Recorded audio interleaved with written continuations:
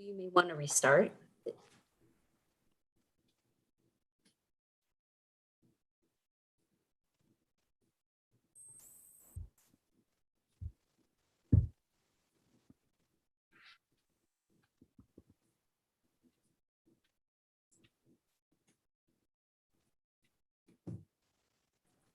Two, I think you need to stop sharing and to my reshare. office. And as I go into my office, at the other end of the office is a TV console, and I could recognize the Twin Towers in New York with black smoke pouring out of one of the towers. And I said, "What's that?" He said, "We don't know. We've heard general aviation into the building, we've heard commercial aviation into the building, and we've heard maybe the possibility of an internal explosion within the building." So I said, "Well, John, keep me posted." So I went back in and explained to Mrs. Durant and to Jane what I had just seen. And about 8 minutes later, John came in and said, "May I see you?" So I excused myself again, went into my office, and it said it was a commercial airliner that went into the building. So I went up to the TV set. I'm sitting there watching it. Then all of a sudden I see this gray thing go across the screen, disappear, and then from the left-hand side of the screen, there's a white, yellow, orangey, billowy cloud. I went back into the conference room. I said, "I don't know what's going on in New York, but I'm going to have to excuse myself. And Jane, you're going to have to get over to the operations center at FAA." So by the time I got back into the office, someone had called from the White House, said, "Get over here right away." So I grabbed some papers and manuals and put them in my briefcase and went downstairs to my car.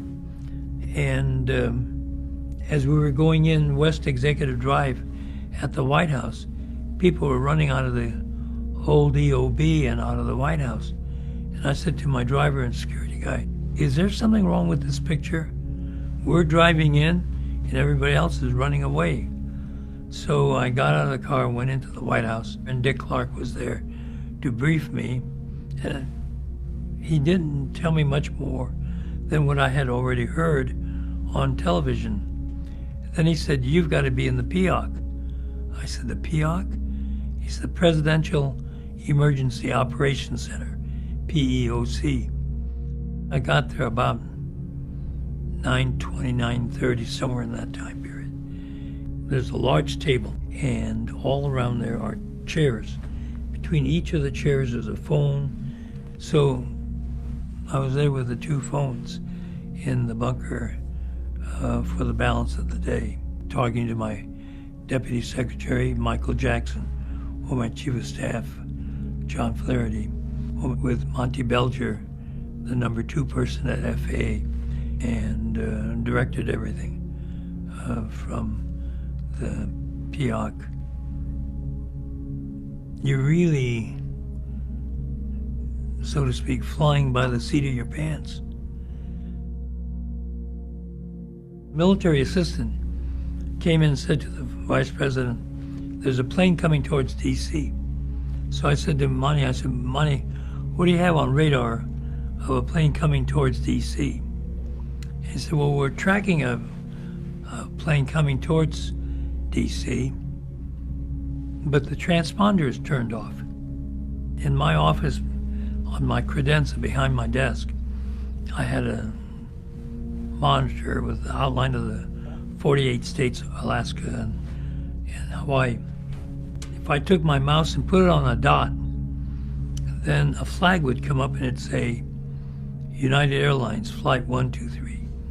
Then it would show me speed of the plane, compass direction, tell me all about the airplane. Well, that information is being transmitted by what's called a transponder on the airplane. But in this case, the transponder had been turned off. And so all they were doing was following the little dot on the radar set with the 11-second sweep of the radar. Well, it's hard to look at a radar and then try to relate it to a point on the ground. So I'd say, well, where is it? And so he'd say, well, probably in the middle of Pennsylvania somewhere. Well, where is it now? Well, somewhere maybe north of Baltimore. Well, where is it now? Pentagon City and National Park. Where is it now? Monty, Mr. Secretary, we just lost the bogey. We just lost the target. When you see one of something, it's an accident. When you see two of the same thing, it's a trend. But when you see three of the same thing in a relatively short period of time, it's a plan. You know you have to do something, and the only way to do that is to start somewhere. And that starting for me was to bring all the airplanes down. And at that point, we had something like 4,638 airplanes over the United States. So in order to find out where we were, I wanted to get them all down. So Monty, being a professional air traffic controller, said, we'll bring all the airplanes down per pilot discretion. And I said, Monty, screw pilot discretion. I want all the planes down. Because I didn't want to pilot over Albuquerque or Phoenix or wherever, because his destination was LA, to keep going on to LA. So he said, we'll get them all down. There has not been a day since Wilbur and Orville flew in 1903 that all the airplanes had to be brought down, or that the skies over the United States were devoid of any aircraft. This was the first time since 1903.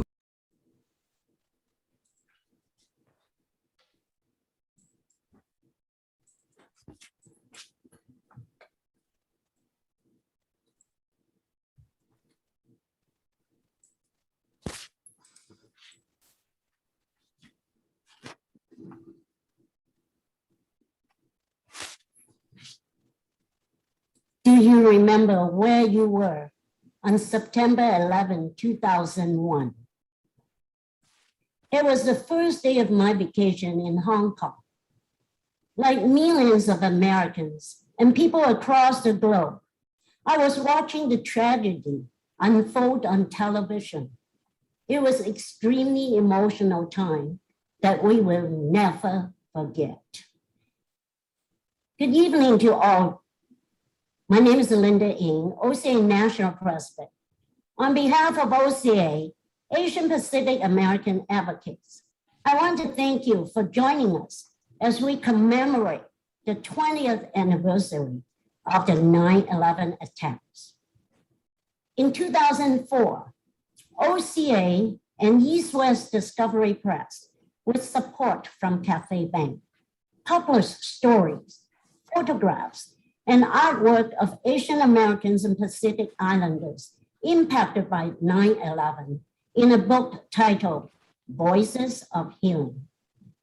Tonight, you will hear about some of the moving experiences contained in the book and how this project came together.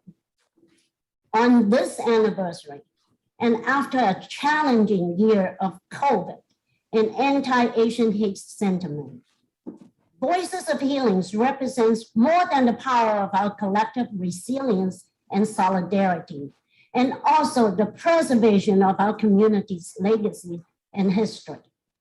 So let us all take a moment of silence in memory of all the victims of 9/11 attacks, including those fallen heroes who faced adversity while serving their community.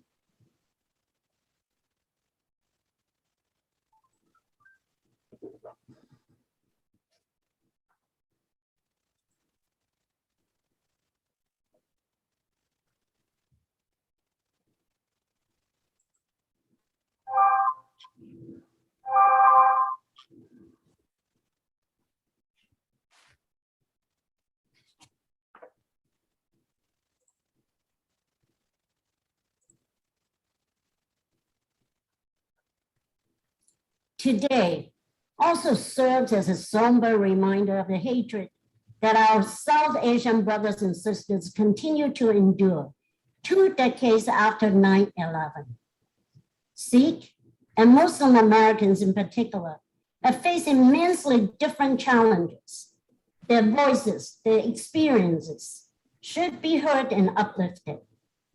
That's why I encourage you to join us on September 20th in attending the Sikh American Legal Defense and Education Fund for a 3-part virtual symposium, which will explore the lasting impacts of 9/11 on Muslim and AAPI communities. Unity, inclusivity, and education are so crucial for our advocacy. We must all continue to fight for them and protect each other. Thank you. Now, please help me welcome Christine Chen, Executive Director of the APIA Vote, and formerly, she's the Executive Director of OCA, to begin our program. Christine? Thank you, Linda. Thank you, OCA. For those of you who did not realize, I was during 9/11, I was actually serving as the executive director during this particular time period. So before we begin, I want to also give you some context on how quickly things really transpired the first 2 weeks after September 11th. 20 years ago, the Asian American community was starting to grow in larger number, and its advocacy infrastructure was starting to expand. With the events of 9/11, the Asian community was suddenly thrust into the headlines again as a focus and destructive narrative centered on the Arab, Muslim, and South Asian communities. At the same time, all of us were also experiencing and responding to the needs coming out of the events of September 11th. Within days, we saw increase of hate crimes. We also saw many victims and all the different tragedies stemming from New York to Pennsylvania to Washington, D.C. Within 6 days later, President Bush also visited the Islamic Center of Washington to make a statement condoning racial profiling. This was made possible due to Secretary Minetta's position in the cabinet and relationship with President Bush. The week following September 11th, a rally was held at the Japanese American National Memorial to call for solidarity and an end to hate-motivated violence. This background was specifically used to invoke the lessons of history from World War II after the attack on Pearl Harbor and the impact on Japanese Americans. Over 200 diverse community leaders, federal employees, grassroots activists, veterans, and other concerned Americans stood shoulder to shoulder to call for unity in this time of great sorrow and to not allow bigotry and hate to tear the fabric of our society. The crowd, reflecting the diversity of America, including Asian Americans, Arab Americans, Muslims, Sikhs, Hindus, African Americans, South Asians, Christian leaders, and many others. For years after and to this day, there are many policies and narratives that we continue to challenge. The impact of September 11th and how everyone reacted to the tragedies of that day remain with us. So moving forward, on 2004, OCA decided to publish this collection called Voices of Healing, in which I will present some excerpts from. We are reminded today that the heart of Voices of Healings belongs to the families and friends of the victims, survivors, and stories with our contributing writers at the risk of reliving painful memories. This book came about when we realized that there was no record of the contributions, heroism, and continued determination on the part of AAPIs to renew and rebuild their lives and communities after September 11th. The writers and researchers of Voices of Healing could not cover every story connected to that fateful day, but the pictorial presented here provides a beginning for us to continue to tell our stories. As Corky Lee, our famous unofficial photographer of Asian America, reminded us in the foreword, unimaginable situations were thrust upon ordinary people. They survived and emerged from the crisis as extraordinary individuals. Some will say they were just doing their job. Others will convince you that they had to do something or anything. Their actions demonstrate their patriotism as world citizens without any flag waving. Now, this book was divided into 10 chapters. On September 11th, terror struck all within 149 minutes. From New York City, a day where voters were supposed to be focused on the New York primaries, but instead the nation was forever changed.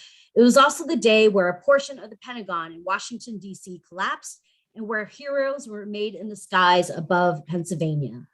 Here we see images of John Lee escaping the collapse of the South Tower. We also see where survivors witnessed the terror nearby the fallen towers. In the next slide, we see mobs of people escape from the Twin Towers to the Brooklyn Bridge. If you could go ahead and click onto this next slide, you'll see what the Brooklyn Bridge, which is covered with clouds of heavy dust. There's tanks rolling into the streets of Manhattan, and public spaces are transformed with flyers of the missing from the World Trade Center in hopes of finding information about their loved ones safely and location. The next chapter is focusing on our heroes, focusing on individuals such as Port Authority police officer David Lim and his dog Cyrus. If you could click onto the next one, you'll see that the Cyrus is the only dog to perish on September 11th. We uplifted stories such as Officer Isaac Hopi, who saved more than a dozen lives at the Pentagon. Isaac carried out the wounded and guided people with his voice when they were lost in the smoke. Before that, Isaac's voice was known in DC as one of the amazing voices performing traditional Hawaiian songs as part of the Aloha Boys. These heroes did what they had to help with recovery and rescue whenever possible. But firefighters such as Benny Hom, featured on the cover of this book, were also deeply traumatized. Benny recollected when our guys got out of the area, all of us sat in a huddle crying like children. We also recognize the healthcare workers and the nurses, such as Rebecca Canaleja, who worked in the emergency room at NYU Downtown Hospital, just 2 blocks from Ground Zero. She treated the nonstop stream of the critically injured patients to the firefighters and emergency rescue workers who were in shock and crying while getting treated, and then proceeded to return to the destruction site. In the next chapter, you'll see of survivors and witnesses. This chapter hones in on accounts from survivors and witnesses. Robert Adichie, who had attended an international trade seminar on the 55th floor of Tower 1 and remembers vividly passing crews of firefighters about every 4 to 5 floors as he made his way down. Robert noted, "I saw so many terrible, horrific things, but the countless acts of bravery and genuine concern for fellow human beings that I witnessed are more uplifting. I can never forget the calm voices and the determined faces of the firefighters. It is extremely painful to think that they are all gone." Abjit Ghosh, who worked on the 72nd floor of the World Trade Tower 1, provides a vivid, descriptive timeline of his journey out. And in DC, Rashmi Agwar, homesick from work at the Pentagon, was jolted out of bed when a plane crashed into the Pentagon. She recollected, "I had considered not going into the office the next day, but I didn't want the terrorists to win." The section on victims. And of course, this book pays tribute to the over 300 APIs who lost their lives in the September 11th attacks. Families of the missing made the transition from mourning their losses to celebrating their lives. They brought together memories and stories as they stood strong for healing and unity. Stories such as Betty Ann Ong, the flight attendant on American Airlines Flight 11, the first plane hijacked on September 11th. During a 23-minute phone call to ground authorities, she relayed vital information about the hijackers and the situation aboard the plane. Ted Moy, the patriot who was civilian program manager, who was going through a highly selective Pentagon leadership development program, who lost his life at the Pentagon. And there are so many more: Nancy No, Frederick Go, Andrew Kim, Jupiter Yambin, and many more. In the next 2 sections, you'll see, first of all, we actually have a section on Homeland Security, focusing on the role that Secretary Minetta played and countless other API federal employees and also airport baggage screeners. On the next section, we have the tribute and remembrance. This piece shows people across the nation holding candlelight vigils, building memorials, and sending letters to firehouses conveying love and respect for days following the World Trade Center attacks. That outpouring of support and caring was expressed through the flowers, teddy bears, candles, photos, and notes placed at makeshift shrines. In the next slide, on September 14th, 2001, a National Day of Prayer and Remembrance was declared following the attacks of September 11th. We had young people gathering and lighting a candle at a service. Seen here is a Northwest Airline flight crew member, Nick Sanchan, bowing his head in prayer while waiting for a flight to Detroit as airport personnel and passengers hold hands in the atrium at the Atlanta airport. In the next slide, you'll see an interfaith memorial service is held to honor the victims. We have Chinese Buddhists chant for peace at a memorial service on 14th Street in New York City. Family members and others gather at Ground Zero, where the Twin Towers of the World Trade Center once stood. They come to lay flowers to honor the memory of the victims on September 11th. The section on hardship and solidarity. Despite facing the challenge of rebuilding New York's Chinatown and other neighborhoods, communities found strength and came together in times of crisis. Here we have AM 1480, one of 30 community-based radio stations across the country known as Sinovision Sinocast, remained on air with nonstop coverage from less than 1 mile from Ground Zero, while serving non-English speaking Chinese New Yorkers. As listeners expressed their sorrow, outrage, and sympathy, they turned their energy to also raise nearly $1 million from 8,000 letters and donations to aid the families of victims. In the next slide, we see workers attend a rally led by Chinese Staff and Workers Association in Foley Square.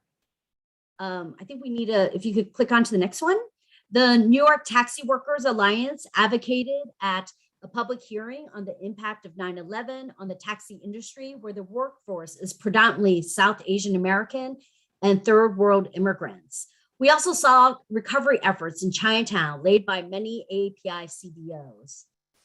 In the next slide, you'll also see a number of wide variety of tributes, fundraisers that were being had across the country, as well as healthcare workers continuing to serve those who were impacted the day of, as well as weeks and months moving forward. For the call for tolerance, the main feature for the chapter for this is Helen Zia. Once again, her voice provided us with guidance and wisdom as she continues to do so in our modern day tragedies. In addition, in the next slide, in shorter pieces from South Asians, Arabs, Muslims, poets express their feelings and one's struggles while being called a terrorist given racial threats, and other pieces addressing issues of invisibility, one's loyalty to being American, and how that does not protect you. Our Art for Peace, we conclude this book with sections featuring artwork inspired by the September 11th tragedies. On the next slide, on the left, the stars of Forest Elegy represents the inner light that permeates the entire surface, representing all the victims of 9/11, each expressed as a shining star. And then the last chapter is focusing really on our hope of the younger generation of young voices. South Asian youth found themselves subjected to violence, employment, and housing discrimination and racial profiling. This piece came from the 9/11 Peace and Unity Initiative launched by South Asian Youth Action in New York City. Children across the country express their feelings of fear, anger, remembrance, and love through drawings and words shortly after September 11th. Some chronicle the horror they experienced on that fateful day, while others express their gratitude and respect for all the heroes and rescue workers who brought solace to the families of the missing. As we continue the conversation with all the other panelists today, we hope this gives you a glimpse of the complexities we were facing then and now, and the various narratives that still need to be uplifted and shared. Thank you.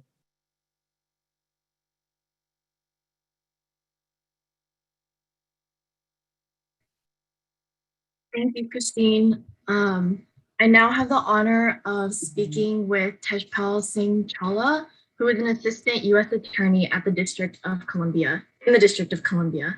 In 2003, he became the first Sikh assistant U.S. attorney in the United States. His story is one example of many who lived through the attacks. Tej, if I can invite you to join me on camera.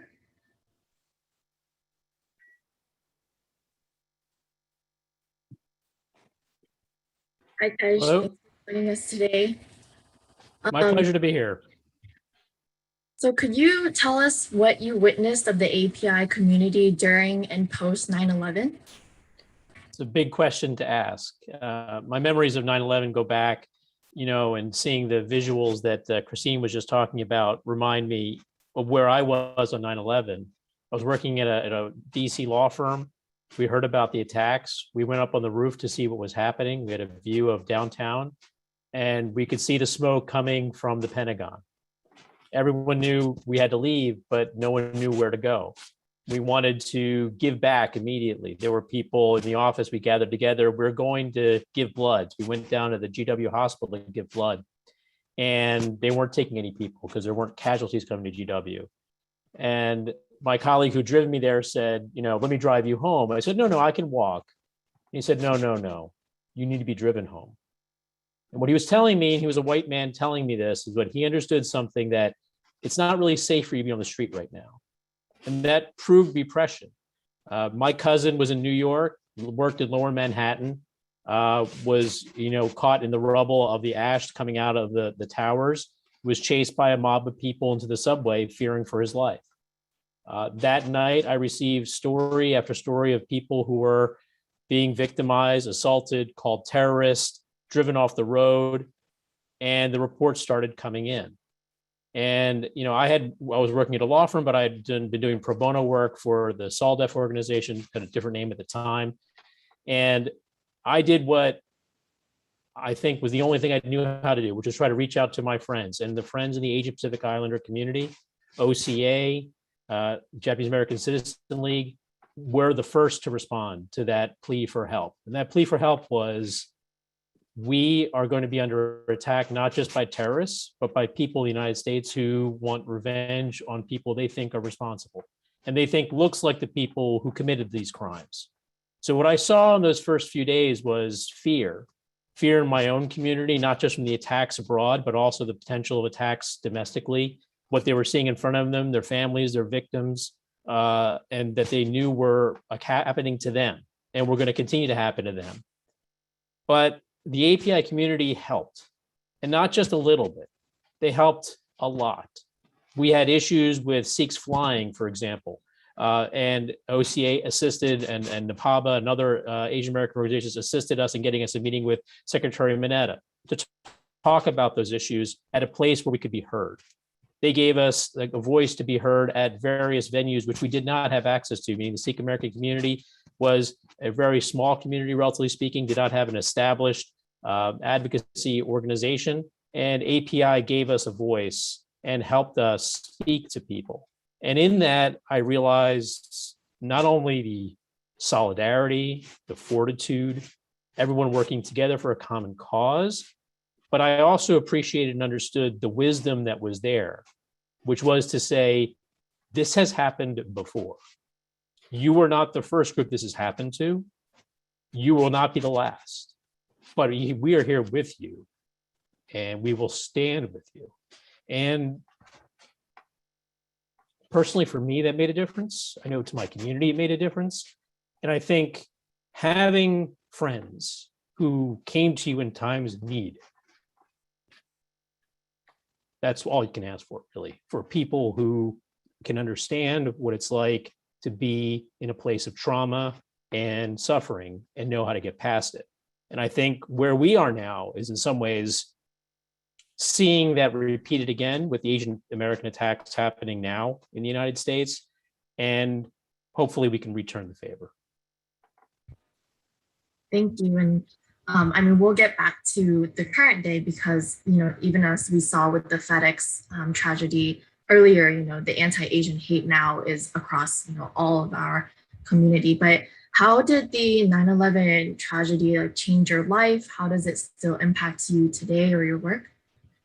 Well, it is impacting me significantly. I think I had always had a call for community service, for public service, but after working in the community, working with people who are victims of hate crimes, working with people who had been profiled by law enforcement, people who had been wrongly treated because of the way they appeared or what they appeared to be, wrongly as it was, I began to appreciate and understand that I had a need and desire to do public service. And more, I would criticize law enforcement. You need to do this, you need to do that. And there were people, prosecutors and police were like, well, why don't you get more involved? You can do this. You have the legal training, you have the ability, why not?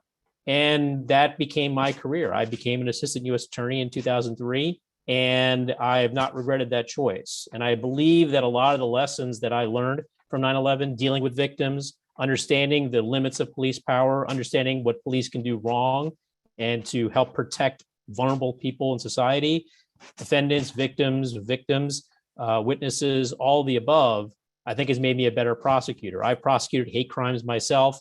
I currently prosecute terrorism cases as well, national security cases. I should also be clear, I'm speaking my personal capacity, not on behalf of the office. So this is a personal remembrance for me, but I believe it's made me a better prosecutor, and I hope it's allowed me to help train my colleagues or educate them about things that they haven't seen or biases they didn't know they had, or perhaps be a little bit more understanding of a victim. They may not understand their language, they may not come from a different background, but seeing me or me understanding what they're going through hopefully has helped. I've been in the office 19 years. I feel like I'm still giving back to the community by doing so. One regret I have is by becoming an assistant U.S. attorney, I couldn't do civil rights work. That's not something you're allowed to do if you join the government. It's a sacrifice you have to make. But it has changed my life. And if there's anything good that came out of 9/11 and the impact thereafter, I would hope that my doing public service or devoting a large part of my life to public service has been a one small benefit. Thank you, Tej, and I hope that's a call to the young future leaders on this attending this event to join the public service. So what reflections from 9/11 and the backlash following 9/11 would you want to share for folks today as we are living in this environment of like rampant anti-Asian hate? There are people in this country and outside who will always seek to divide us. And there are people who benefit from it. And they are constantly in need of finding the other, the enemy, the person to blame for whatever problem they see or fear they have. And invariably that has been, in US history at least, xenophobic responses and racism and horrific other types of religious discrimination. And you can look at a trend. I think as Secretary Minetta said actually in the very beginning, you see one thing happen, you see two things happening, you see three things happening. There is something connecting these things. You can talk about what happened post 9/11. You add that to Oak Creek, Charleston, Pittsburgh, Atlanta, Charlottesville. These do not happen in other countries. They happen here. And I'm not taking individual claims on any individual person or person who has committed these crimes in a vacuum. But there's something that is happening where people are trying to divide us as a country. And we can't allow that to happen. And I think it may be small solace, but hopefully some, that we can control our own destiny. We have lived through this before. We will survive this and we will be stronger for it. But only if we work together, only if we open our hearts, connect with other people, understand people who don't look like you, who don't sound like you, who are different from you. If you're a Trump supporter, find somebody who supports Biden. If you're a Biden supporter, someone who supports Trump. We have to get back to a country where we're talking to one another and don't get stuck in stovepipe tropes about who we are and what we are. We are better than that as a country. We have shown that throughout our history, but there's a dark part of our history too, and that has to be reckoned with. And I think every year that we get a little closer to becoming a more perfect union, the arc of the moral universe does tend toward justice. I do believe that, but only if we all work together to try to achieve it. Thank you so much, Tej, for joining us today and sharing your reflections and experience. Yeah, we have a couple of comments in the chat, just really appreciating the Sikh representation and your leadership. So thank you again, Tej. Next, I want to bring up Elizabeth Uyang, who will talk about, who will talk with some of the survivors and families of victims. So Elizabeth, if you can join us on camera. There we go. You're muted, Liz. There we go. Now you will hear from someone who was 8 at the time the World Trade Center was attacked, and his journey to now 28 years later is some of the most untouched, unblemished, innocent view from which we can all learn from. You be the judge whether or not what John went through is something that's going to be with him for the rest of his life and the generations that follow. Tu, you want to show John's video? John, can you tell people what you're doing right now and how old you are? All right. I'm currently 29 years of age, and I am doing a master's at Hunter for computer science. My focus is primarily AI related. Wonderful. And on September 11th, 2001, where were you going to school and how old were you at that time? I was going to school at PS 89, which actually happens to be quite close.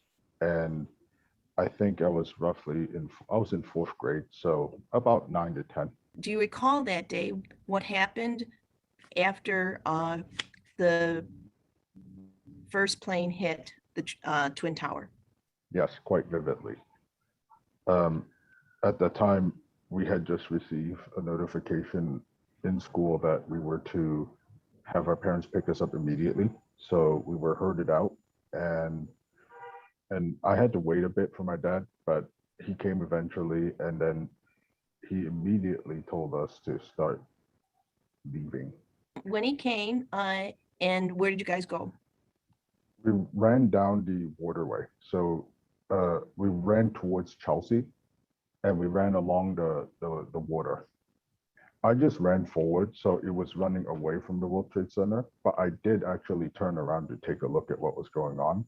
And at the time, it was mainly just a giant hole and lots of fire, you know. And that picture that was taken in the OCA National Book on 9/11, when was that photo shot? That photo was shot as I was running away, and it was immediately after I heard him to tell me to pick up the pace, to go faster. And what were you feeling at the time when your dad told you to pick up your pace, hurry up, move? Some confusion, lots of, I guess, shock, some disbelief. I wasn't really sure what was going on. All I knew was there was a giant disaster happening. It wasn't until after all of this had happened, I heard the news about everything. After you ran away from the smoke and of the World Trade Center, where did you go? We ran initially to his car because he wanted to get us further away from the World Trade Center. But then one of the towers fell, so there was a huge wave of debris coming in. So he just took me out of the car, and then we ran further away, and we kind of circled around. We were trying to go back home because we had left. We had nothing. We didn't have clothes. We didn't have any of our personal effects. So the goal was to go back, get a change of clothes, at least for a while. Okay, and were you able to get home that day? No, I was not able to get home that day. It was completely blocked by that point. Nobody could go in. Okay, because where did you live in relationship to the World Trade Center? We were really quite close, about 3 blocks away. From the World Trade Center? Yeah, that's correct. Okay. When you were trying to get back to your house, did you see anything with respect to firefighters, or what did you observe? Oh, we saw lots of firefighters. A lot of them were trying to get to the ruins to dig up the wreckage, see if they can get anybody out. But we also saw a lot of firefighters fighting fires that were still spreading, because even after the towers fell, there was fires starting up everywhere because of the burning debris. And since you weren't able to get back to your home that night because it was blocked by the police, where did you and your dad go? We actually got help from a couple of strangers. They invited us over, so we stayed a few nights with them. When did you go back to school? I can't really quite recall. I think it was at least a week before I started going back to school.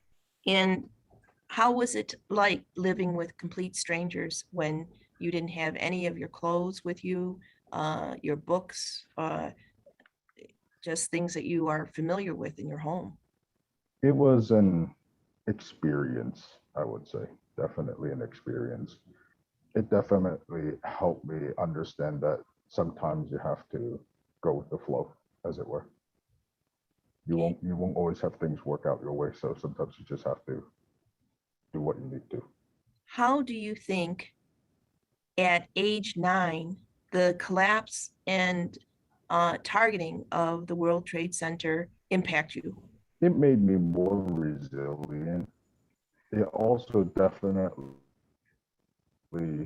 introduced me to the concept of world politics, perhaps maybe a little earlier than it should have, because it also meant, it kind of told me very clearly that there were other players in the world, and not all of them are going to be quite, friendly with the United States, as it were. And how did you learn about what happened? The news, and nobody could stop talking about it. It was all over the news. You could not escape it. Okay. And what did you learn from the news? Some speculation about who did it, who was to blame, how it happened. Was it really these people? That kind of deal. It was a lot of conflicting messages, and also heard about the attack on the Pentagon too. I didn't know that had happened until all of it was, disseminated through the news network. And did it change at all how you lived your life, having experienced 9/11 at 9 years old? I got very cautious, definitely more cautious than I would have otherwise. And how has that impacted in your schoolwork, in your interactions with people? I think it made me a little more jaded. So I like to keep a little bit more distance from people, especially in a social setting. I'm not real big on interacting with others. How did it impact the way in which you prepare for things, your self-confidence?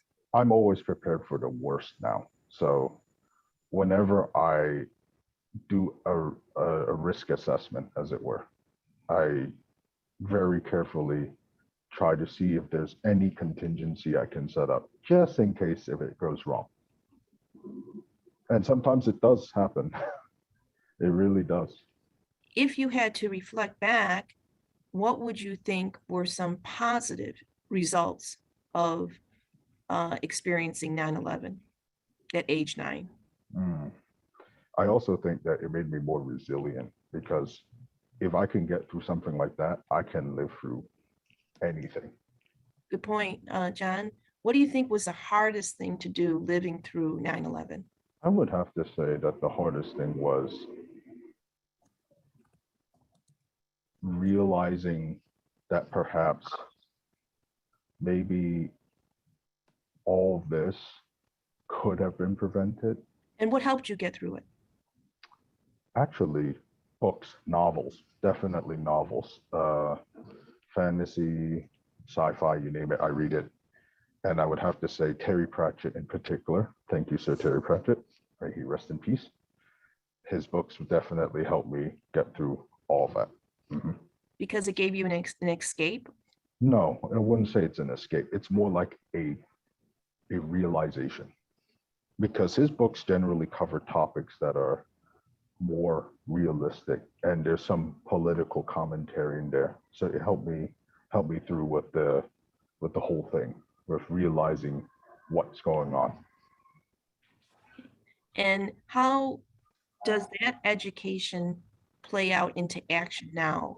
Now I try to keep up with the news, even if I have to use sources that aren't specifically American, as it were, right? I can't trust news sources based on one source alone. So now I try to diversify my sources, get more, so I understand what's actually happening rather than what people are telling you. It's wonderful.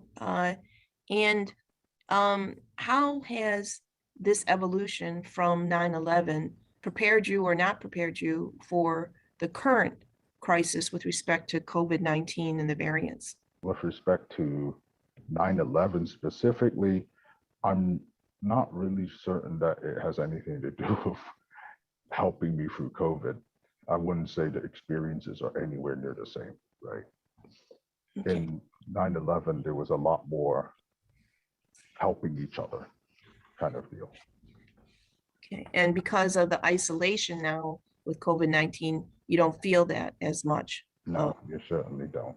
Is there anything else, John, that you'd want to say about 9/11 to young people who were not born when 9/11 happened? I guess the one takeaway would be, don't give up. Just because it looks like a disaster is happening around you and everything's falling to pieces does not mean you can rest or cry about it until after it passed. So sometimes you need to take action and perhaps carry more weight than you would want to for a brief period of time.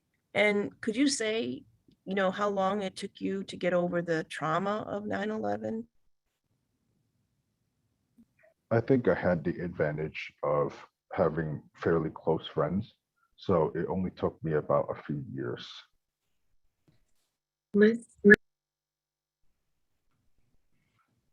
Okay, and okay, and so you heard from someone now 28 who what he went through to be resilient, to fight back, and to confront this trauma. You will soon hear now from a family member, a survivor, a family member who survived the death of someone lost in the World Trade Center. As Christine mentioned about Betty Ann Ung, the flight attendant on Airlines Flight 11, and her bravery in relaying the information about the identities of the hijackers and the situation on the plane. She specifically reported that 2 flight attendants were stabbed, 1 passenger was killed, and there was gas in the air that made breathing difficult in the plane. Her call was the first contact and indication that America was under attack. And her call eventually led to the shutdown of all flights nationwide. Under extreme duress and horrific circumstances, Betty remained calm and professional during her 23-minute call. What's important to remember is she selfishly asked the ground crew to pray for us, not just for herself, but for us. We are fortunate to have with us today Betty Ung's older sister, Kathy Ung Herrera. Kathy, can you unmute, please? Hi, Kathy. Can you please tell us what your current occupation is and where you live now? Yes. Hi, everybody. I am a retired dental hygienist, and I retired last July. I live in Cambria, which is the central coast of California. And last year in October, we opened up an electric bike rental shop in Cambria. And on September 11th, 2001, 20 years ago, how did you learn about your sister's death? Early in the morning, I was still asleep, and I received a telephone call from my brother in San Francisco. And he asked me if I had my television turned on, and I said no. And he said, you should turn it on because there is a historical event taking place, and I think you should watch it. And so from each of our home, we had our television turned on and we were watching it together. And we were flipping to various news stations. And I remember all you can see are planes going into the buildings, people hanging onto the sides of the building, and some jumping. And so we watched on the television for a while. And all of a sudden, my brother asked me, he says, "Where is Betty?" And I said, "Betty should be on her way to Los Angeles right about now," because I was going to meet her and we were going to talk about our upcoming sister trip to Hawaii the following Thursday. And I heard concern in his voice as he told me that he thought he heard that the planes originated from Boston, which is where Betty lived, and she was based off Logan Airport, and that the planes were originating from Boston had crashed into the World Trade Center. And at that very moment, my heart just sank. And we agreed to hang up the phone and try calling Betty and American Airlines. And I called Betty's cell phone and received a busy signal, and it gave me hope that she was okay and she was trying to call us. And my brother had gotten through to American Airlines and they said that she was not working on the flight. After several hours of not hearing from Betty, I wanted to be with my family. So my husband drove me to San Francisco. I lived at that time 4 to 5 hours away. And I had been in constant communication with my brother, who had been trying to call American Airlines. No information was forthcoming. So about 8 o'clock, we were outside of San Francisco, maybe about an hour. My brother called me and he confirmed that Betty was on the plane. And when it was confirmed that Betty was on the flight, how did you react? I was shocked and I was feeling really horrible. And I asked my husband, I said, I need to get out of the car. And so he pulled off the road. And as I recall, we were in the parking lot of a mall. And I got out of the car and I just stared up into the sky and I just shouted, why? I just couldn't understand.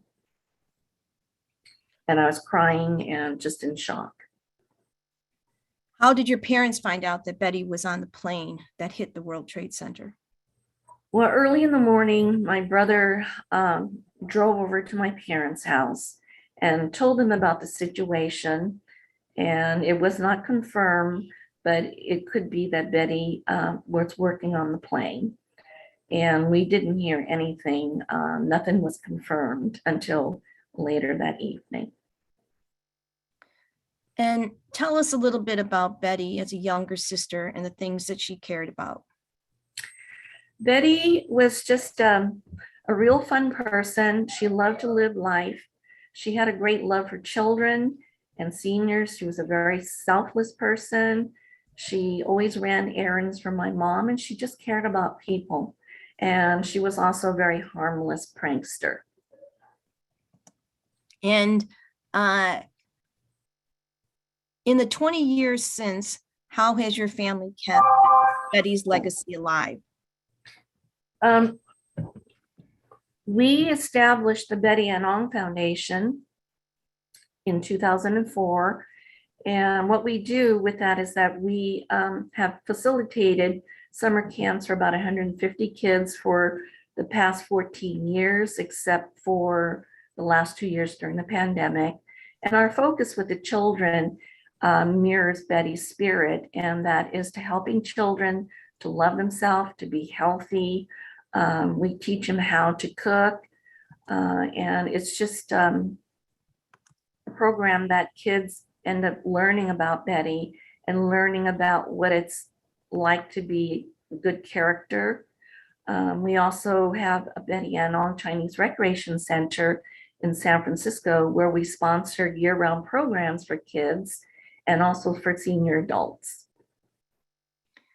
And in addition to the Betty Young Foundation, what have you done to keep Betty's legacy alive? I do travel to speak. I haven't spoken in the last 2 years because of the pandemic until now. And I travel to speak. I've spoken to a class of 250 graduating FBI agents because they wanted them to know what it was like to be a victim of terrorism.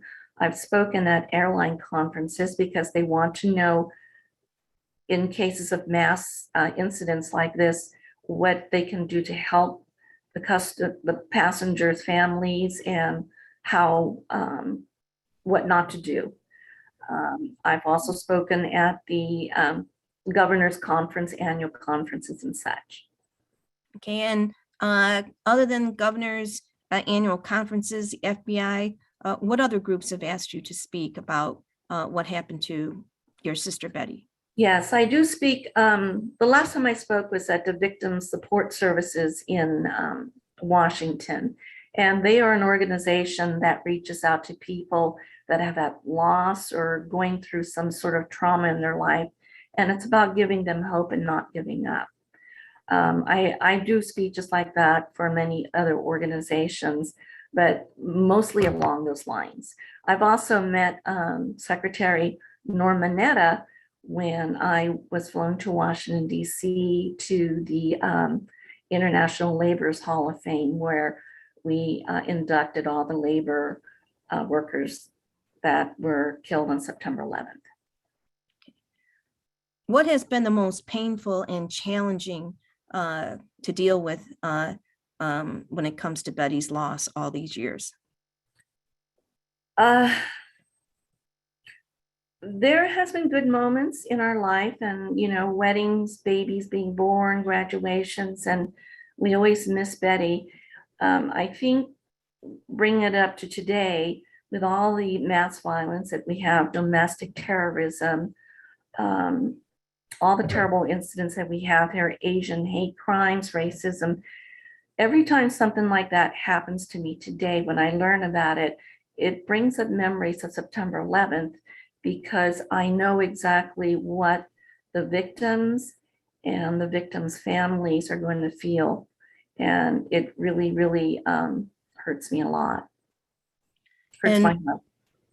And what has been the silver lining, if any, for your family in dealing with this tragedy? I think the silver lining here is that through the 20 years, that all the horrible moments of your life, all the grief and pain, it can coexist with all that brings you joy, all that you can be grateful for, and all that you that deserve to be loved and remembered.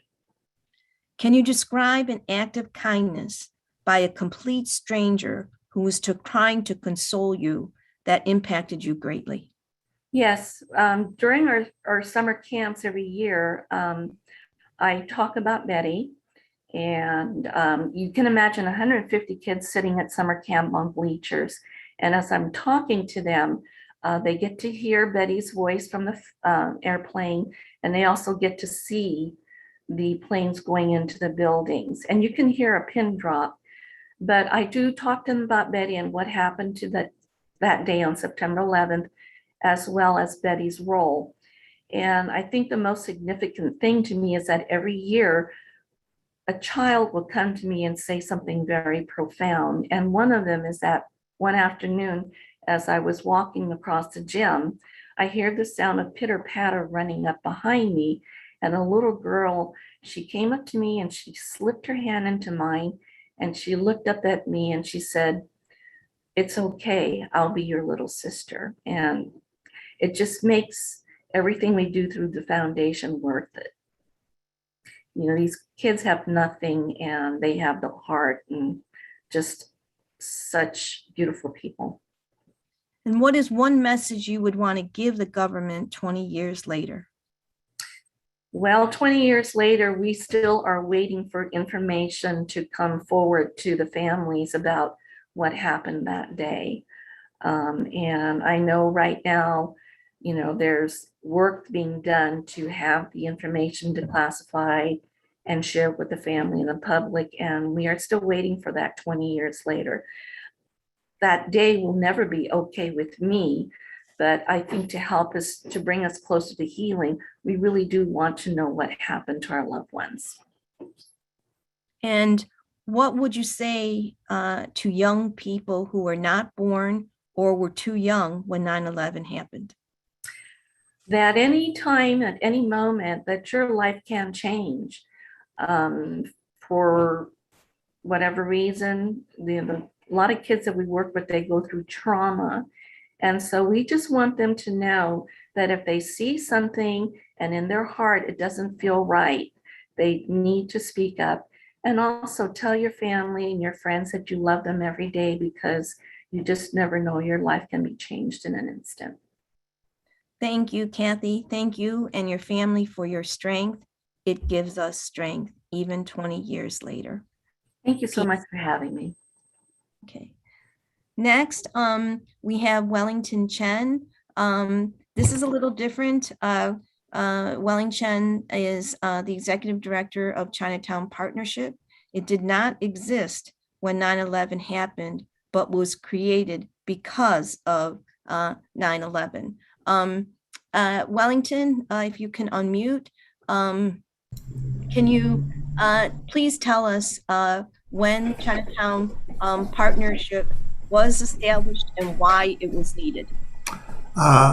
Liz, thank you for inviting me. If I may, I would just like to take this moment very quickly to thank Kathy Ang for that moving story. I just want the world to know that this Saturday, the New York City Chinatown will be marching from the Lieutenant Kim Lau Memorial to your sister's name. Her name engraved on the North Fountain. Her name is one of the very few of the 1,000 names that have an American flag on it, as well as her picture, as well a flag that says, "We shall remember you, Betty." And I want you to know that Chinatown and we in New York extend our sincere sympathy and condolences to what we're so proud of her. And I want your brother to know, I personally wrote her name twice, hanging in the wind. Of the several hundred names, I wrote out over 120 names hanging at the 5 points. But your sister's name was the only one I wrote twice. And her ribbon was pasted on the Lieutenant Kim Lau Memorial, where we will be having the memorial to memorial walk where Lieutenant Kim Lau died in 1943, and I'm marching through grounds through the checkpoints to your sister's name. And we will be laying down a lot of electronic candles. I'm not bringing live candles. And I have the Rotary Club that will bring 125 American flags. And we will be marching quietly to pay our tribute and respect, especially to your sister and all the other victims. And I think the world should know that. Thank you. Wellington. Yeah. Okay, so go ahead. Why was Chinatown Partnership needed in the aftermath of 9/11? Well, for those of you that do not know New York, Chinatown was part of the frozen zone south of Canal Street. After the two planes hit, it was a total lockdown. Even if you live in the area, you had to show passes to get through the checkpoint. So it created a situation where it was very untenable, and the garment industry went into a tailspin. So after a few years, they decided to give some money to Chinatown, and they are not going to give it to just about anybody. They want it accountable, transparent, and deliverable. And that's how we are a legacy of 9/11. We literally came out like a phoenix out of the ashes of 9/11. Okay, and what was the partnership's initial priority? Well, to follow the survey, because the government and the 9/11 fund was not going to give you the money for free. They said, what does the community want? And they did a massive survey of the area. And by a mile, by over 85% of 2,000 respondents, was that the sanitary condition is job one. Above jobs, above affordable housing, above anything else. And so we were given the mandate to take care of do a value demonstration of a taste of clean streets. And why was that a priority? Why was cleaning up Chinatown a priority? Just much like all the business improvement districts around the world, clean and safe is very basic. If you don't feel clean, if you don't feel safe, you're not going to visit the community. And so we really need to rebuild from the ground up. And so that was as the 2000 respondent correctly stated. After the streets were cleaned up, what was your next priority? Make it permanent.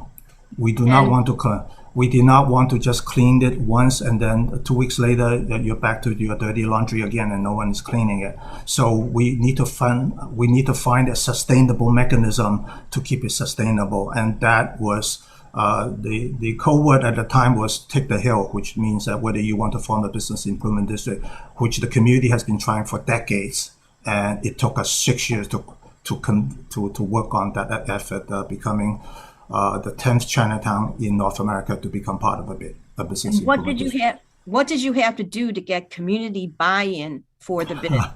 That's a great question, Liz, because we had to do a lot of listening, a lot of engagement. There are over 2,500 property owners. There are 3,000 merchants. And can you imagine, I only have 2,000 hours per year, and to engage them and telling them that this sounds like a duck, but it's not a duck, it's something else. It is for your own good, for your own benefit, just like a Chinese medicine. So that took us 6 years. But just keep in mind, the other bid took 30 years, and many bids took 20 years to form. So we're lucky we managed to convince, and I had to thank a lot of the community, what I call the good, quiet people. They understood what the right thing to do, just like the American Legion. When it's the right thing to do, they step up the plate. And we have a lot of good, quiet people that stood up and says, this is the right thing to do.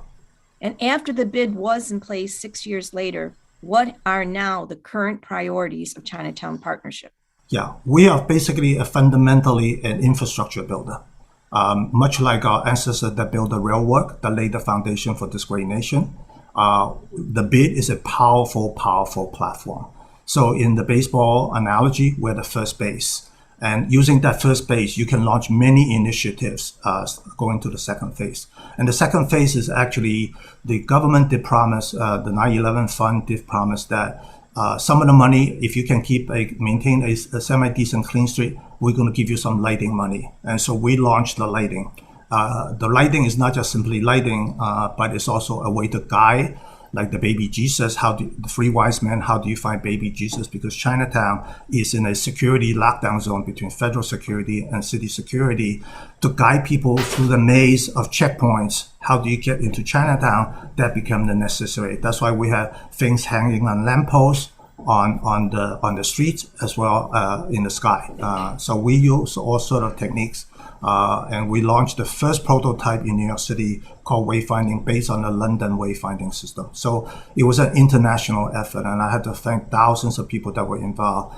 We have an African-American wayfinding expert, God bless her soul. She died during the formation, and she volunteered to come down and gave me the pointers how to set up wayfinding. And so I have many people, what I call angels to thank.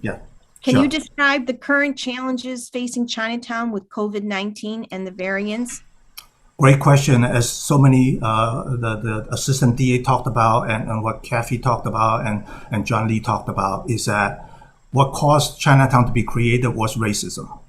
Was about after so we are back to the second virus. We not only have the coronavirus, we took the hit early, as a master charge record statistic has shown that we took the hit early, but now we don't have the Moderna or the Pfizer for the second dose, which is to say, how do you tell people not to hate you and not to blame you?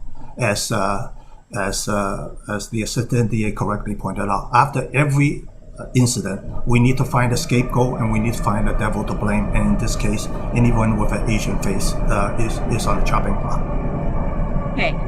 Thank you, Wellington. And we will continue with Dr. Chen with the Charles B. Wong Community Health Center later. I ask everyone to stay on for that part. He will go through the mental health issues that are critical, that exist 20 years later and exist big time now with COVID-19. Everyone needs to hear his message. And we will come back to that.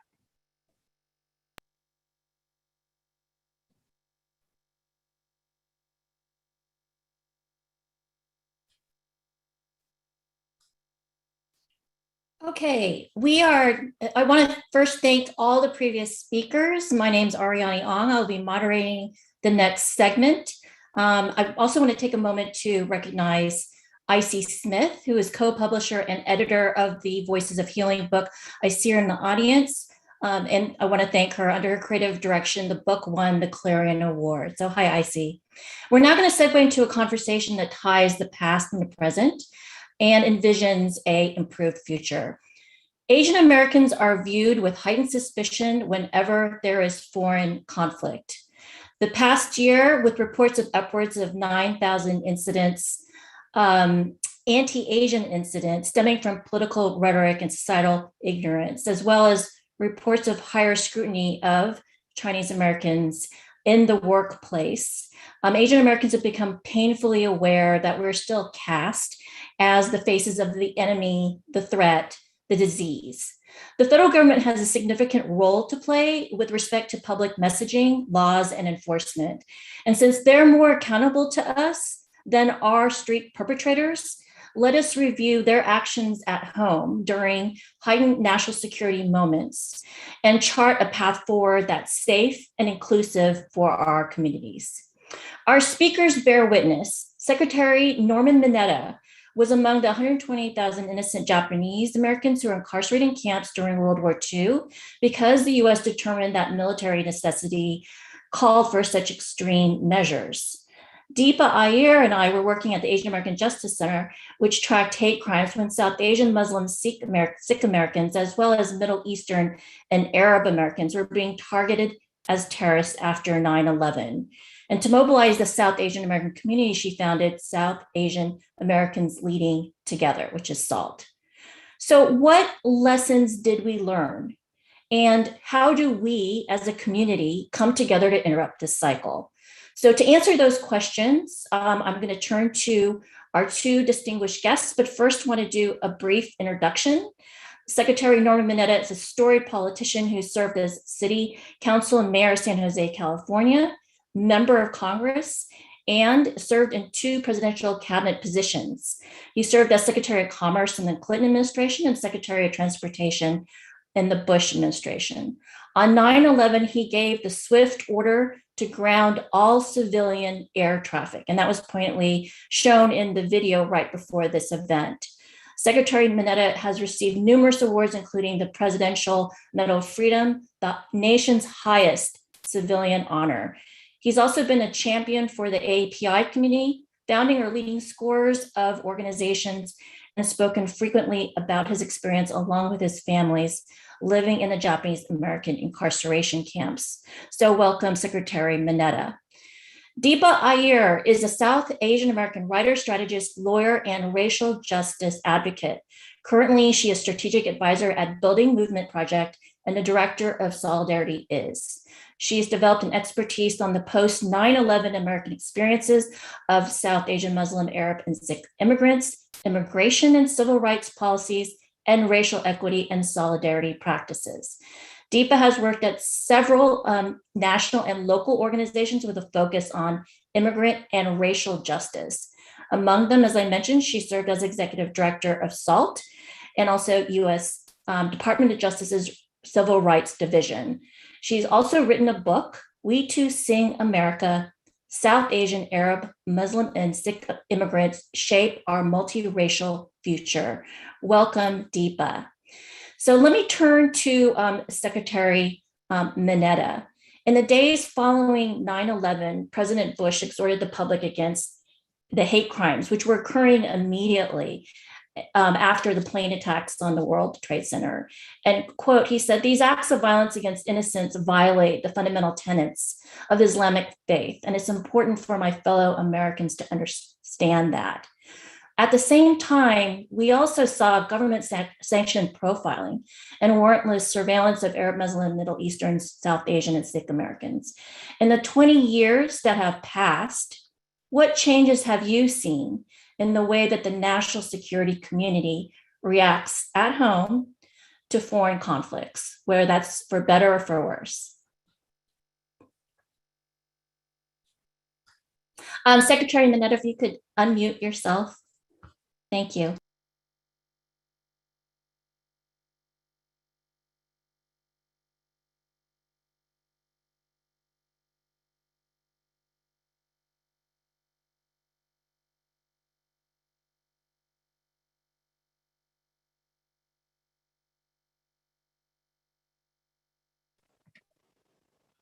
Okay, now can you hear me? Yes, sir.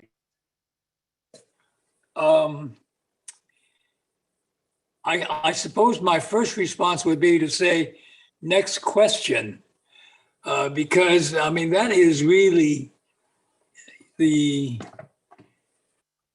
question is a very legitimate question.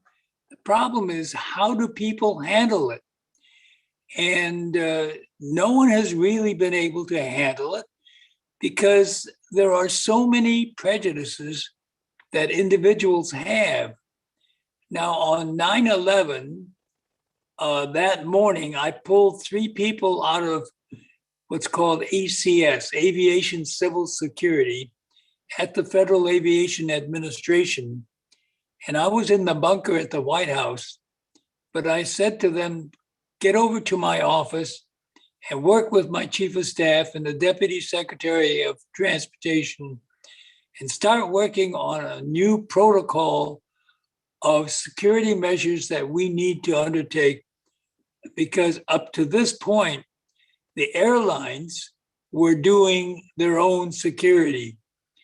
Obviously, we had not done a very good job of monitoring what they were doing because generally what they were doing was put it out to bid, get the lowest bid, and award it to that person.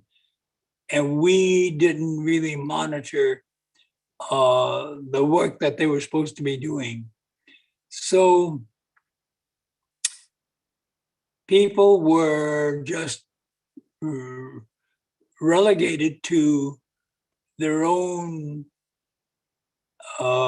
actions and their prejudices. And in many instances, their own prejudices really had overgrown or were stronger than their willingness to seek real justice. And so the task force started working on it. And late that afternoon, I asked them, I shouldn't even call it a task force. It was just 3 individuals I had pulled out of ACS, Aviation Civil Security. I said, start putting together the new security regimen. And the first thing they put on there was no religious or ethnic profiling. And the list continued with a number of factors. And I said, man, I don't know if that, we're going to be able to get this thing through. So this is 9/11. On Thursday, 9/13, we had a cabinet meeting. And the president said, we don't want to have, given all of the rhetoric in the electronic press and the print media, and there are calls for banning Muslims from flying, banning Middle Easterners, Sikhs, and others from flying.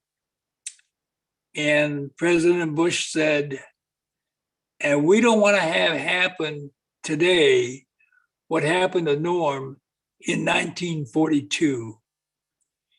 And of course, what he was talking about was the mass forced evacuation and incarceration of those of Japanese ancestry, both legal immigrants who were ineligible to become citizens of the United States under what was then called the Oriental Exclusion Act of 1924. All of those from Asian countries, immigrants, could not become citizens. Chinese, Filipinos, Japanese, Vietnamese, Singapore, regardless. And then, of course, the Chinese were able to get citizenship in 1944 because of the efforts that they were making in World War II. The Filipinos were granted the ability to become citizens of the United States in 1946. And within a year, Congress rescinded that law because here we had all these Filipino scouts helping US troops during World War II. And yet all of a sudden, they were banned from becoming, they were eligible to become citizens, but within a year, the Congress changed the law and prohibited Filipino from becoming citizens. And in 1994 or 1993, I got a law passed to allow them to become citizens. The problem was that in order to get their citizenship, they had to come to the United States. So many of them hawked everything they had in the Philippines to come to the United States to try to get their citizenship. And then when they got here, because they had no money except for what they had spent to get to the United States, all of a sudden they became a very large homeless community. And that was the situation for us in San Jose. And so then I had changed the law, submitted another bill, excuse me, to say that you didn't have to come to the United States to get to your citizenship, that you could still obtain your citizenship by staying in the Philippines. And then some people added a provision in there saying that they could not receive Social Security benefits or veterans benefits.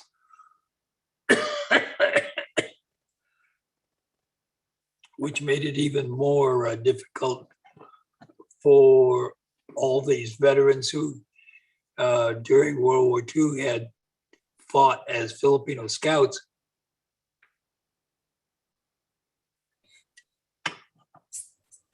Secretary Minetta, let me give you an opportunity, a moment to rest your throat. You've given us a lot of good information. I'm glad that you are a living exemplar for the president to steer the country away from profiling of the Memza communities.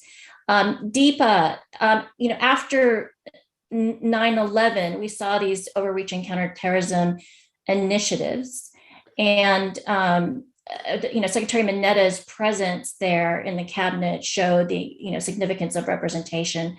I'm aware that the organizations, including the one that you founded, SALT, were also involved in a number of other initiatives, and that might have been bias training, community education, legislative advocacy, among other things. So I'm going to ask you the same question that I asked Secretary Minetta, which is, have these efforts manifested in changes, systemic changes in the way that the national security community reacts at home with respect to Americans when there are rising foreign conflicts? Thank you so much, Ariane, for pulling this together. Thank you to OCA and Secretary Minetta. It's always an honor to be on any stage with you, even if it is on Zoom. Thank you for your leadership and service. I think the answer, from my vantage point to your question, the short answer is no. I actually don't think that there have been the types of changes that we need to see when it comes to the national security architecture and infrastructure in the United States. This is a long trajectory, right? It happened, as Secretary Minetta pointed out, well before 9/11, where national security has been used in ways to target, profile, detain, incarcerate communities that are perceived to be disloyal or foreign. And obviously after 9/11, we saw sort of this entire architecture of the federal government start to form. So as folks know, we got the Department of Homeland Security, right?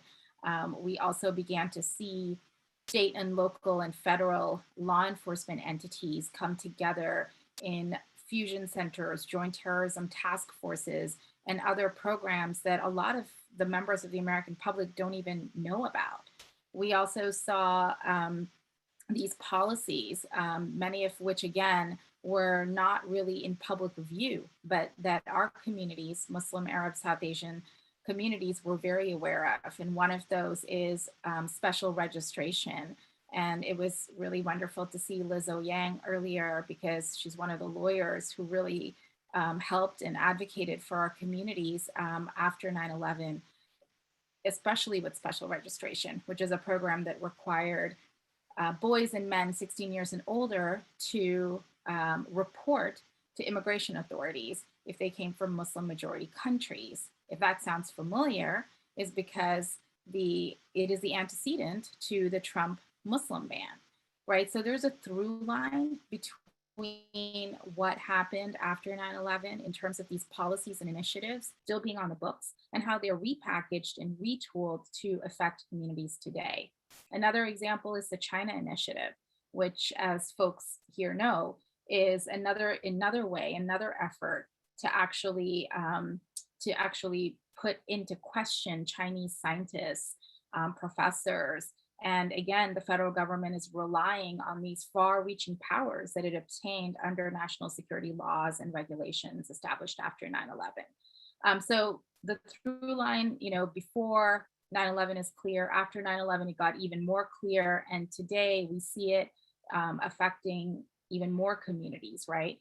And the bottom line is, in order for us to push back, what we need to do is, one, know our history really well.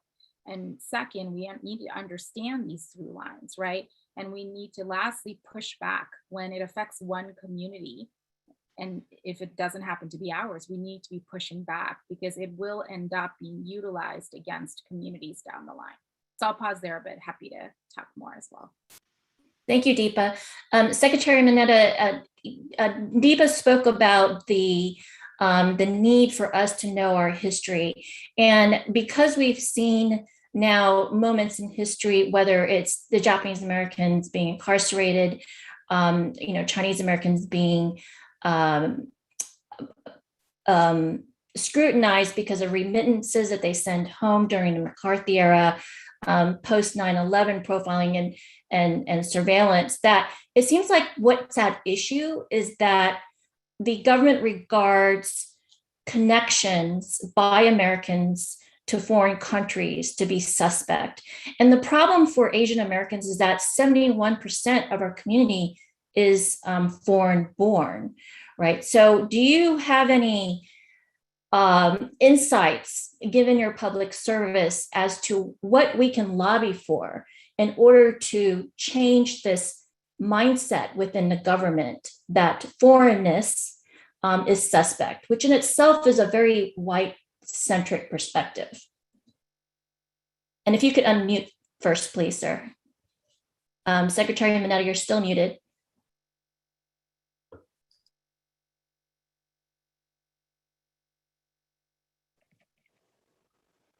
The problem is that, this thing goes back so long. I mean, here, when you think about the thousands of Chinese who were brought to the United States to help build the Transcontinental Railroad.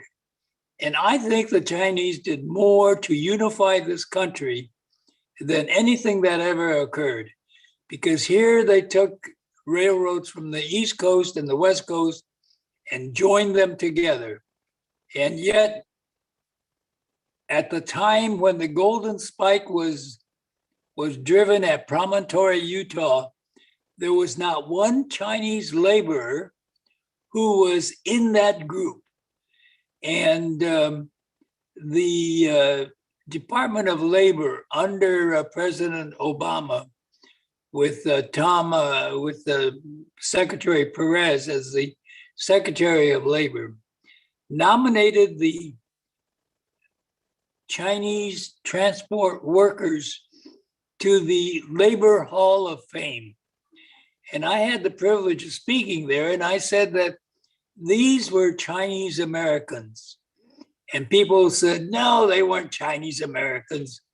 And, they'd say anything from the C word to other derogatory terms.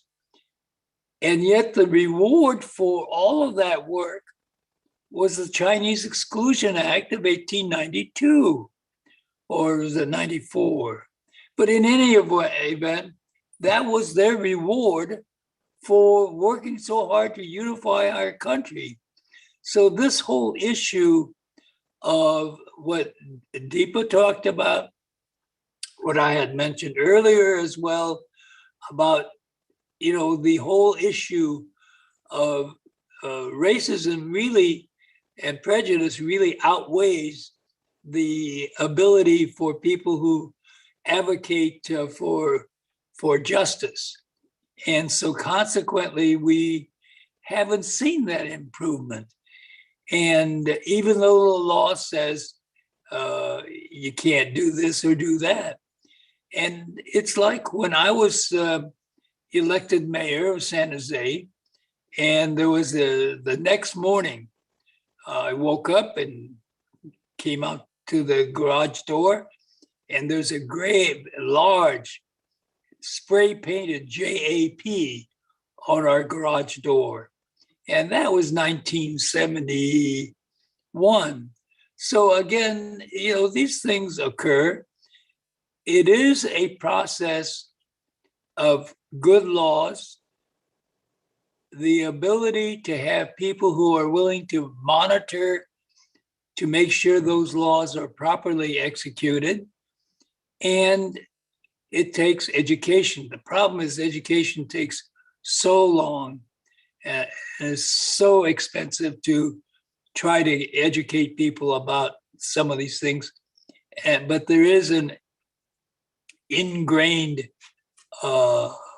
racism and anti-foreignness. I mean, the whole issue of people who are willing to come here and work hard as laborers, stooping, picking vegetables, and yet probably sending most of that money home to their own families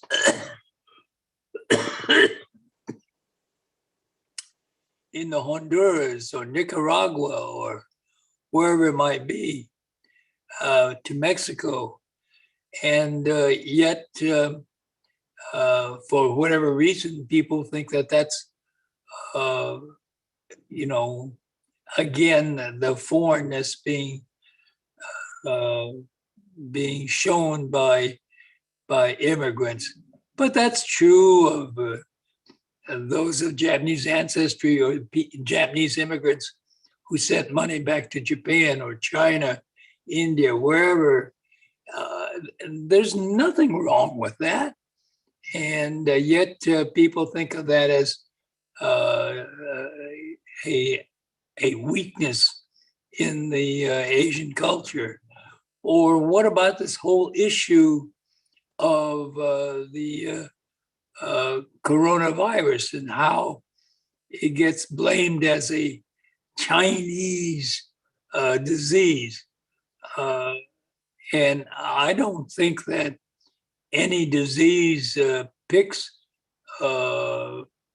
people any more than, let's say, they may designate it as a flu, but to then have people talk about the Kung flu or whatever it was, or even the issue of in 1918, when we had the other epidemic of the Spanish flu. And so this kind of thing just historically is there, but we have to have good laws, good monitoring, education. It's just an endless battle that we have to fight. And, it doesn't make any difference whether you're an immigrant or American born, US born. People don't distinguish that. They think that we're all foreigners. I still wear every day, whenever I have a suit on, an American flag, because in 1942, as the placards were going up on the sides of buildings and utility poles, attention, all those of Japanese ancestry, alien and non-alien.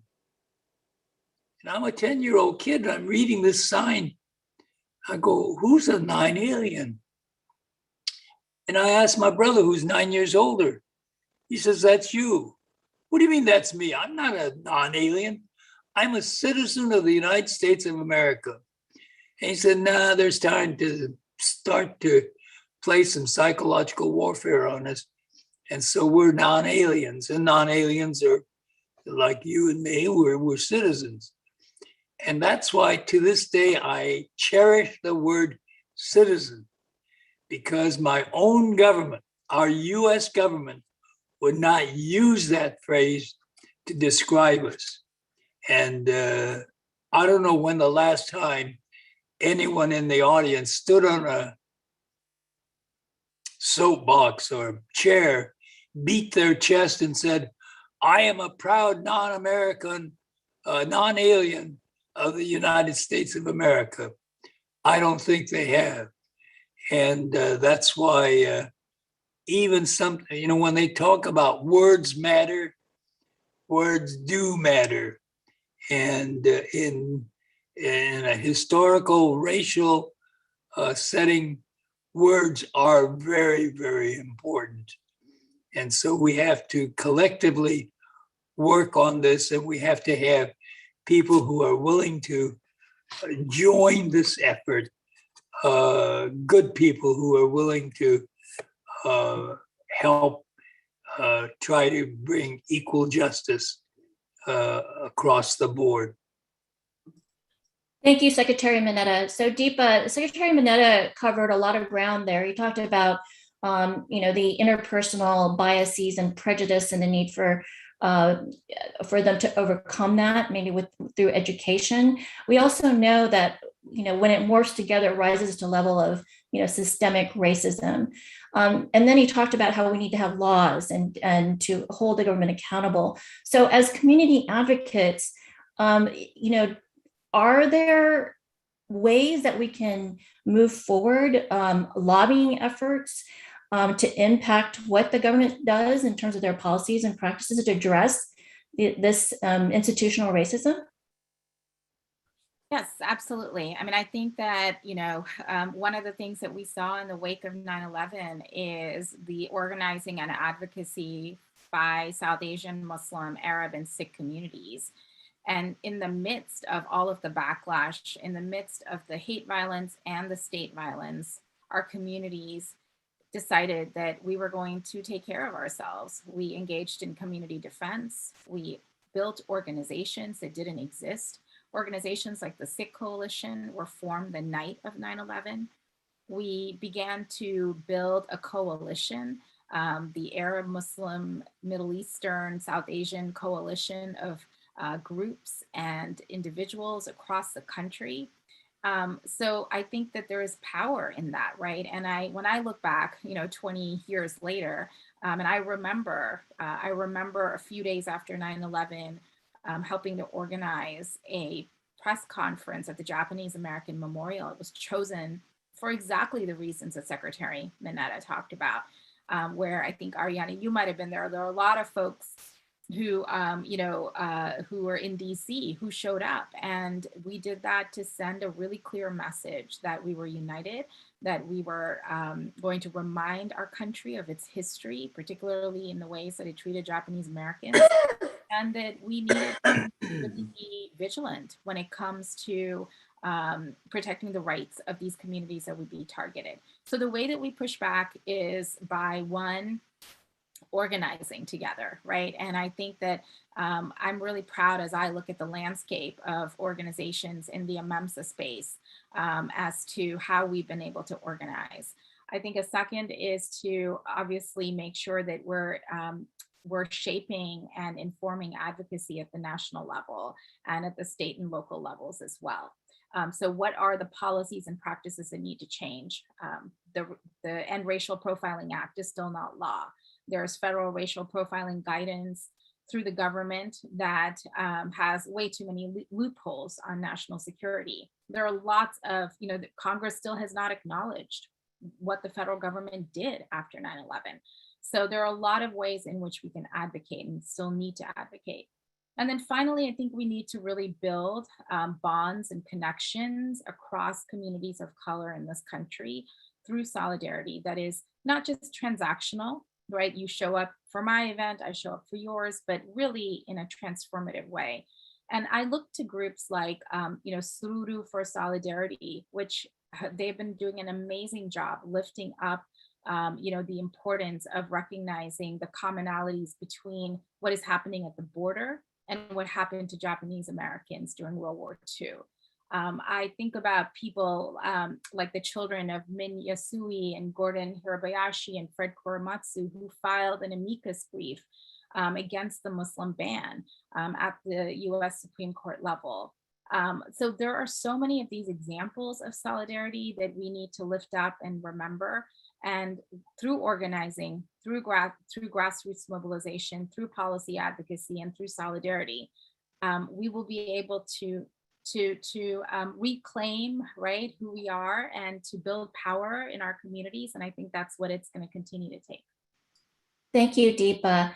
So I want to thank our two guests. What they've told us is that, with increased education about our history and enhanced mobilization of our communities, we are aware of what has transpired and that we can move together as long as it's done in solidarity to move our government institutions in a way that really protects and allows for us, our communities, to thrive and to be who they are in an inclusive way. So now I'm going to turn it to Tu Nguyen to close, since I know we're a few minutes over, and we thank everybody for their forbearance, but it's been a wonderful conversation. So again, thank you, Secretary Minetta, thank you, Deepa, and Tu. Would you like to make some closing statements? Thank you, Ariani. Actually, I wanted to thank everyone for sticking around. We did want to make sure Secretary Minetta and Deepa came on time to respect their time, but we wanted to show an interview that we had earlier of Dr. Adichie Chen from the Charles B. Wayne Community Health Center. So Liz will give a short introduction. We will be going over for another about 10 to 15 minutes. I apologize if you need to stick around. If you can stick around, that'd be great. This will be on YouTube and we'll be sending out everybody the recording if you need to log off. Thank you. And I'll bring back Liz. Thank you.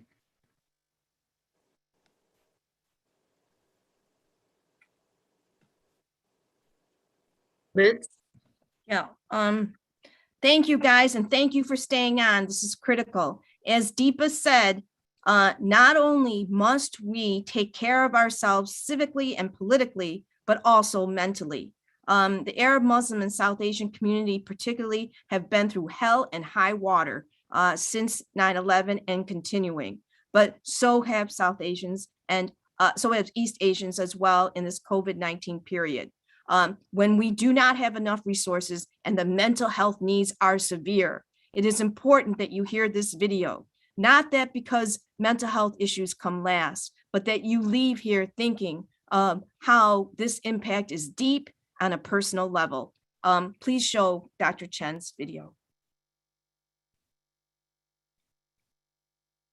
Okay. So my responsibility during the 9/11, I was the director. And so I have the administrative and also clinical responsibility, seeing patients and also regarding implementing the program and the services in the community. Prior to 9/11, what types of mental issues did you see predominantly among patients who came to the clinic? We are an integrated program in the primary health care, meaning that the mental health is part of the primary health care. We've seen a lot of more depression, anxiety. And after, 9/11 immediately happened, did you see that clientele change in any way? The condition that related to trauma, related to 9/11, that becomes significant increase. So, for example, the patient we saw more like PTSD type of symptoms, sleep disturbances, and we even see some psychotic symptoms, the people significant decrease of functioning. In Asian cultures, it has been viewed as a taboo to get mental services. How did you see that cultural belief play out after 9/11? We established that kind of community education program. So I went on to a radio program to talk about 9/11 and impact, hoping to educate community members. I remember there was one time when I finished talking about the mental health impact, and there was a caller that was yelling at me and saying that, come on, move on. Why are you guys still talking about this topic? Everybody's going back to start normal life and doing the regular things. The caller remind me of the resiliency of a community. Very quickly, short term, in 2 months, 3 months, the smell of the burning of the site is still there, and then people already move on. Is that the resiliency, or is it denial, that kind of avoidance symptoms that show in the PTSD? But the person is so agitated, so angry, that lead me to think, oh, this is probably a person that actually should get mental health, at least some kind of support care. And the long-term wise, even now, still, when I talk to my clients regarding their symptoms, regarding their anxiety, or regarding their deterioration of their condition, a lot of time I will give, by the way, this started actually after 9/11. So thinking of tracing back the patient's conditions like 20 years ago. So Asia, in our culture, there are a lot of perspective that we see our condition is different from Western. The symptom that our people experiences, that for the Western, the mainstream people, they were thinking it's mental related. For example, I am depressed. But a lot of our people still is that it's a different condition. For example, I'm very tired. I don't know why. My appetite dropped so much. I cannot sleep. That are still the complaint. But underlying, and from the DSM perspective, from the psychiatric perspective, from the mental health perspective, oh, that's depression. Oh, that's anxiety. So these are still the issue that in terms of using mental health care and access mental health care that our community face. And given that taboo, what caused patients to come forward to seek mental health services after 9/11? I would say, reflecting from our setting, because we are attached to medical services on the same floor, doing the same thing, using the same chart. So our patient coming from the primary care doctor, the patient doesn't come to mental health directly. They come to the medical care for their condition. And it's our well-trained doctor that identify the problem, saying that this is probably not directly related to physical health problem, and they refer. So given that, is it your opinion that there are many people who suffered from mental health issues after 9/11 who went untreated? Because if they didn't go for primary care help, they wouldn't have been identified for mental health services. I believe that there are a lot of needs in the community. The risk is because people not seek mental health care automatically, they may reflect our people need compared with other ethnic group, for example, like less mental health care. And also it's stigma, so we don't use it. So show that, the need is less. So there's a really huge question mark there, how much need we need. But looking at from current situation, we know is that we are much, much shorter, than the needs. 20 years since 9/11, have you seen any changes in the level of mental services you provide during COVID-19 to the present? At the current level, we are not able to meet the people who comes in or being referred into our program at this point. So yes, and then the interesting thing in terms of the condition that we've seen, actually is also similar to the 9/11. It's related to the pandemic, that condition that we see more. And this time it's really a lot more anxiety, OCD symptom, fear of germs, fear of contamination. How does isolation caused by the fear of getting COVID-19 and social distancing rules, etc., contribute to people seeking or not seeking mental health services? Definitely isolation, it become one of the major features in terms of the patient's condition. So the existing condition can deteriorate. And also the isolation itself is really causing a lot of trouble. What impact do you see in the population that you serve with respect to the spike in hate crimes against Asian Americans and the mental health needs of your patients? Still, one of the major things I hear from the client actually is their fear of going out. This fear is not limited to the older population, our senior citizens in our community. Actually, the family member also getting worried for them, for letting them venture out of the house. Can you talk now about what you see as the major difference between the mental health needs post 9/11 and now with COVID-19? The similarity actually is, of course, that after a major event, so people's mental health care needs reflect that event. But in terms of the 9/11, it's a little bit limited in a sense. But now the pandemic is everywhere. Everybody, it affects you directly. It's more significant impact for this current pandemic. That's one thing. The second thing, actually, the difference is the challenging on us. If people don't go out, how do we provide care? Are you offering services online? The telehealth, the telemental health, it becomes so important for our community. So I will actually advocate for this service even after the post-pandemic period. I learned that the remote care actually can resolve part of the problem. Can you talk a little bit about government response to mental health needs, both post 9/11 and now? I think the huge, for our, speaking from our community's need, I think the access is always a need there. In terms of this expanding the access, in addition to the remote care, that can be a very effective way. I think that increasing the service, increasing the mental health professional. Over the years, I see more young person or newer generation of young clinicians come to the field. So that's a good sign. So that's the things, increasing the access of mental health, and then the professional that can provide care. And then also the community education. I believe combating the knowledge of the mental health and the mental health need and mental health care, we need very creative community mental health education that can reach people. We need to recruit that creative people to teach us how to spread this news, take an entire community to help our community. Okay. And on that note, what would you say to the listeners, Dr. Chen? What could the audience do? What advice would you give them?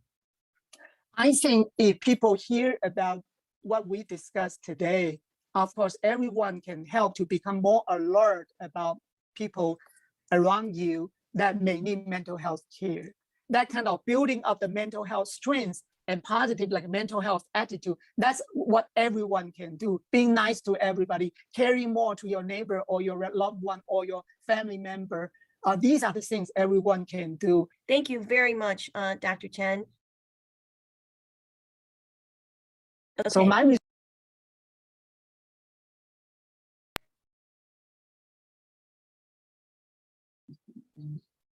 I just want to thank all of our guests today, Tej, Kathy, Wellington, Secretary Minetta, and Deepa, who made the time out of their busy schedules and made the emotional space to be here with us today and be vulnerable with us all.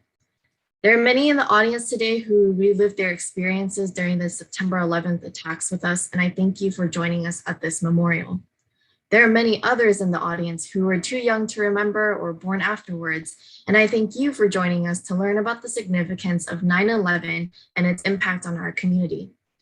I want to thank the former directors and executive directors at OCA, Daphne Kwok, Christine Chen, and Ariane Yong for advising, guiding me, and participating in this event, as well as Elizabeth Uyang from the OCA New York chapter.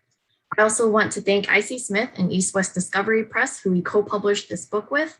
We do have more of them, and so we're hoping to sell them at our convention next year, so be on the lookout for that. And I want to recognize that some of the photos in this book, including the cover, were taken by the late Corky Lee, who was a lifelong advocate and partner to OCA in preserving our community's history. Last but not least, I want to thank the OCA team who worked hard to put this event together with me. Thank you.